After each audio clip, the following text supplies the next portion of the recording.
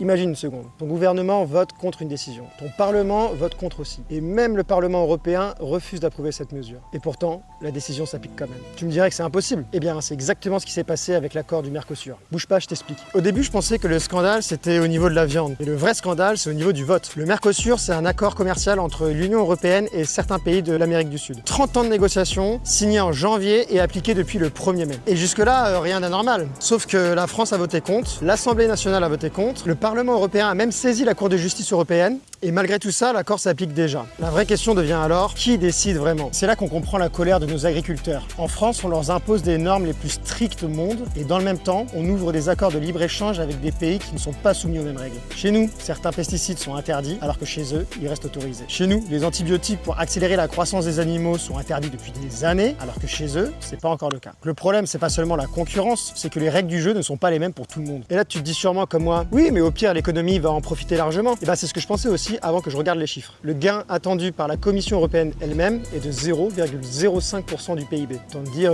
une brindille. Donc oui, toute cette crise, toute cette colère, tous ces passages en force, uniquement pour un gain d'un 20e d'un point de PIB. Et il y a encore un détail un petit peu dérangeant dont j'aimerais te parler. Chaque année, l'Europe interdit certains pesticides pour protéger notre santé. Et ces mêmes produits sont fabriqués en Europe, en France, et exportés vers les pays d'Amérique du Sud. Tous ces pesticides qui sont utilisés en Amérique du Sud, bien leurs produits reviennent chez nous sur notre marché. Donc en gros, on interdit, on exporte et on réimporte. Est-ce que tu comprends maintenant pourquoi certains agriculteurs parlent de concurrence déloyale? Donc je suis pas en train de te dire que le Mercosur est entièrement bon ou entièrement mauvais. Je pense qu'il y a des arguments dans les deux côtés. Et cette histoire soulève une question beaucoup plus profonde. Si ton gouvernement vote contre, ton Parlement vote contre, et que le Parlement européen n'a même pas encore approuvé cette mesure, à quel moment les citoyens peuvent encore dire non? Le vrai sujet au fond de cette histoire n'est pas l'agriculture, c'est la démocratie. Chaque jour, je décortique des décisions qui influent sur notre quotidien sans que la plupart des gens ne s'en rendent compte. Si tu veux comprendre ce qui se passe avant tout le monde, abonne-toi.